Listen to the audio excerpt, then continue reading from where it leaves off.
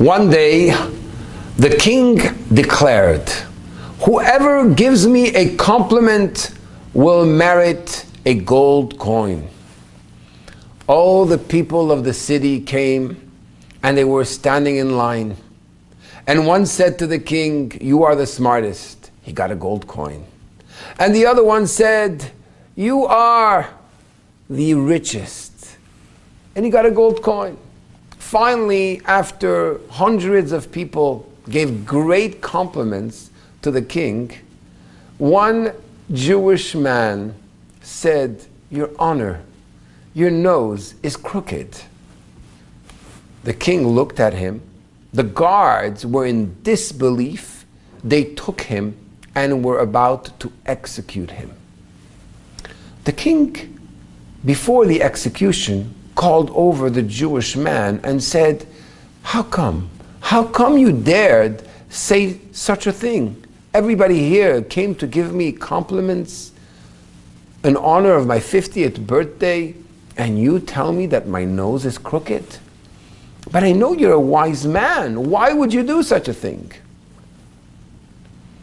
The wise Jewish man said to him, "Your Highness,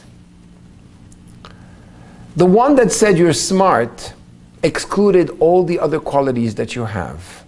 The one that said you're rich excluded the fact that you're smart. I decided that I'm just going to say the only defect you have. And like this will include all the qualities that you have." Of course, this man was given more than just one coin. We say in our prayers, "Blessed are you, Hashem, Melech, a king, Mehulal, praised batishbachot, with many praises." Because there's no specific praise which can actually define God. God is above definement. The same thing is with a name. Your name, we have many names, we have many roles. You could be a father, a mother, a teacher, a student, a child, a worker. But these are all names that limit who you are. Then there is your essence. Your essence is who you truly are. And actually, when God created the world, the Midrash tells us, "Nit'aveh HaKadosh Baruch Hu liot lo dira batachtonim." God wanted to have a home down here. What does that mean?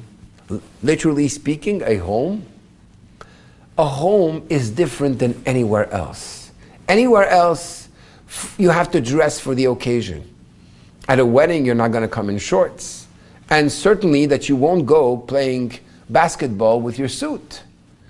Every place has its garment, its way of dress, its dress code. Every place has the way you speak. Every place, there's a place where they refer to you as doctor, and another place where they refer to you as buddy or daddy. And then there's home, where you just are yourself. God wants His essence to be able to shine down here, not to be limited or concealed by any name. And that's why when Moshe Rabbeinu, Moses, has his first interaction with God at the burning bush, he says, "What's your name?"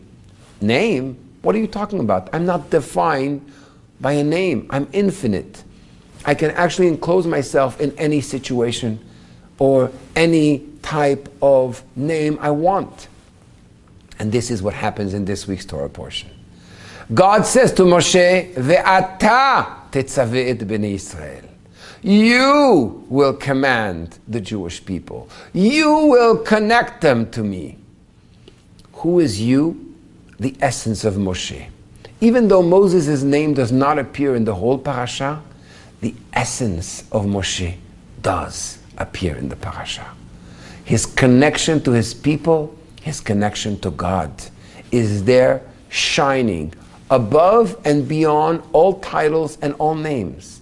Just like in the Megillat Esther that we usually read during this time of the year at Purim. where God's name does not appear, but His revelation is complete. Even though it might seem concealed, the hand of God is there. What are you waiting for to reveal the essence of who you truly are?